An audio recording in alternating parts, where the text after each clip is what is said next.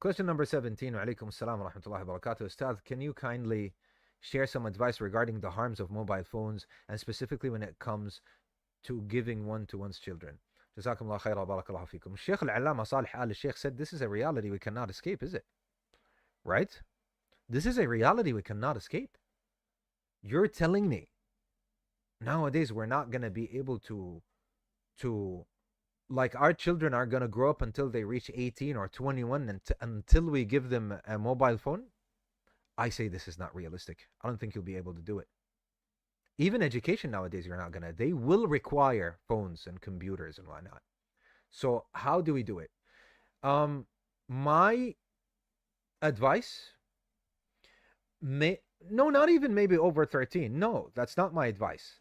My advice would be, you see the computer, the television, the mobile phone, buy one for everybody. Not for that one child, and then the other child has his own phone, and then the third. No. Buy one for everyone.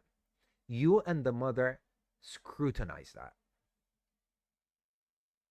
You know, if there is a TV, fine. It's in the living room where everyone can see what you're watching. If something haram comes up, you interfere. This is haram, Baba. Why is this and so on, and change it to something that is not haram, right? And when it comes to like when it comes to computers, you know, if they need to do like an assignment, if they need to, because you never know with AI nowadays and what's happening with AI, maybe schools will start implementing AI. I see this as an educator myself. That's the only job that I have done. I teach at a high school, right? I teach English as a second language in high school, and I teach in Islamic knowledge as well in the academy. So I see sometimes they tell us to take certain kind of programs and do certain kinds of surveys that is for the whole country, and they would ask such questions in a survey. They would say, "What about AI? And how to encourage students to use AI?" Right? What if that actually happens in reality? What do you do then?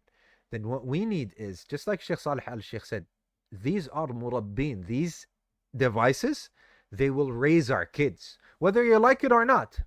They are participating in that. So we have to make it healthy. Allahu Akbar, we've been here for 55 minutes. I thought we haven't pushed half an hour. I have a lot more I want to answer. Subhanallah. Anyway, Anyway, I saw some of the family kids and my kids as well. There was a channel.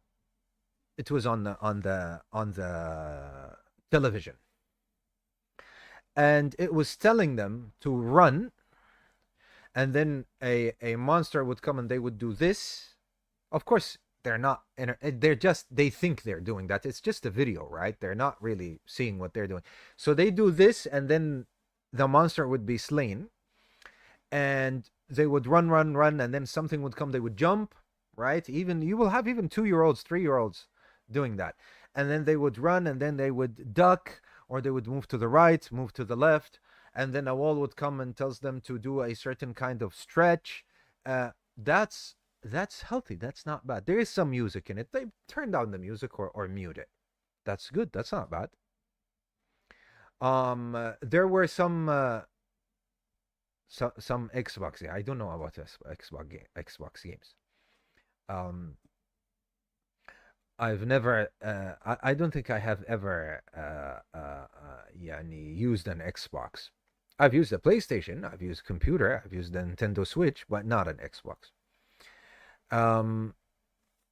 Yeah, I do not know if it has that. Now you mean it has that? So they move, right? And there are, obviously there are consoles for that. So they move, and another one, it has is questions, and the questions are actually good, like Islamic, but it is done with colors and so nice, and I saw my kids jumping up and down and saying the Kaaba, the Prophet Isa, and this and that, and then it's in English, and they're trying, but they don't know English that well, right?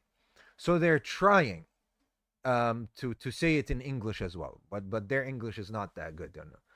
Um, that's not harmful in my eyes, but it needs our guidance, is it? And a lot of it has to go with the mother.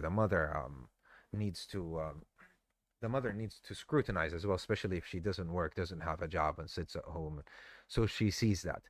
So you can have a computer or a laptop or a tablet or a phone that is shared by everyone. But for us, it might not be realistic. And I'm afraid that when we say, no, I'm not going to give them, which fine, that's your decision. You can say, I'm not going to give them any of that. I'm going to, make them more social and it's just family and this and that. Fine, fine. And the whole family, they don't have because normally everybody else has, right? But anyway, fine, that is your decision. Inshallah, Azza wa Jal, that's good. Yes. But maybe that won't be, that's not reality. If that actually happens and you cannot actually do that, that's not reality, anymore, then what do? You just give them and that's it? No. That's why I'm telling you, they have to use it in a healthy way. Another thing is, some parents, they have programs that lock down these devices so that they cannot use them, at night when they're asleep. So they get up in the middle of the night to use one of them. And which is even better than that. You can, it's for everybody, right? It stays in the living room. Nobody can take it with them to their bedroom or something like that. So you just set some rules that you can see everything that they are doing, so that nothing bad influence happens to them. Nah, I don't know, since we mentioned this, I can tell you this, inshallah Azza wa Jal. So my daughter came to me and she told me to play Minecraft with her. And she told me, please, Yani, play Minecraft with me. And that it is such a good game and a nice game. So I didn't like it, to tell you the truth. Yani, it looked very weird to me, like all the blocks and so on. But for her, I said, طيب, inshallah. So I bought it for her. And she's 7, yeah? She's 7. I bought it for her. And then we started playing. And so I would be half of the screen and she would be the other half, and we're trying to figure out things. There is innovation in it. That's not a problem. You can build houses. You can sew. Yes, split screen. Naam. Yeah, split screen. And it turns out like the other teenagers in the family and whatnot, they are experts on Minecraft. Like they know, Allahumma barik, yani. They know everything. So they started also joining and so on, and it was a nice family time, and I really thoroughly enjoyed it. But something came to my mind. This is like a separate benefit, just a separate benefit that a lot of the brothers, they were asking me about things that are forbidden in this game. And since, we slayed the dragon and did everything right, um, I didn't see something that is forbidden in the game. There is just pigs. You don't have to kill them, right? So you can even, there are cows, there are sheep, all of that. You can make a farm out of that. So why are people, first of all, they get upset when it comes to pigs and so on. And the second thing is, why are they digging way too deep and doing tanattu? There's a world called the nether, and there's a world called the end. And okay, we went through all of these. There is nothing in there that I saw on the screen that was telling me that this is some kind of forbidden thing. Was there? It has to do with the hereafter, or that this is hell. Where are these brothers getting anything out of that? Actually, if anything, I would say this game doesn't have anything. It has blocks. Like there isn't anything forbidden in this, right? It doesn't even look like human beings. It's just blocks. Everything is a block, right? And there's you can build whatever you want. You can build a city, right? You can hold one يعني, my niece was telling me I built a whole village. She said I would build a whole village and I don't know what. And I said طيب, which is nice. It gives them that kind of creativity and so on. But why did people dig so deep into these things that they started reading, and this could be hell? The game doesn't say any of this. Therefore, ya ikhwa, barakallahu fikum. As before this, yani, before I actually played Minecraft with my daughter, one of our mashayikh, he was telling me, he said, play with them. if they want, don't make them feel that there is something that they are lacking in and they're being deprived of. Say, play with them, go with them, do things with them, right? Therefore, what is related to this question is I don't want you to just close the door. No games, no TV, no phone, no tablet, no laptop, I don't know what, PC. Say, fine. But then take them to the park, right? Or take them for some vacation or some trips, or maybe sit with them and play with them something that they have fun with. Cook with them, or let them cook, for example, and develop certain habits that they have, or sports, right?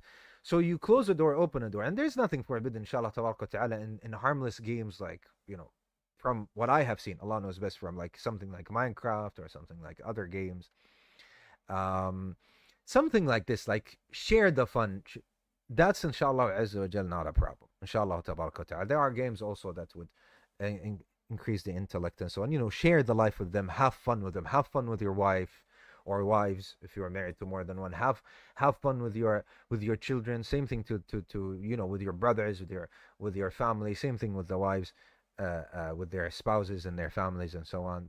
Inshallah azza wa jal, what is wrong with that? There's nothing wrong.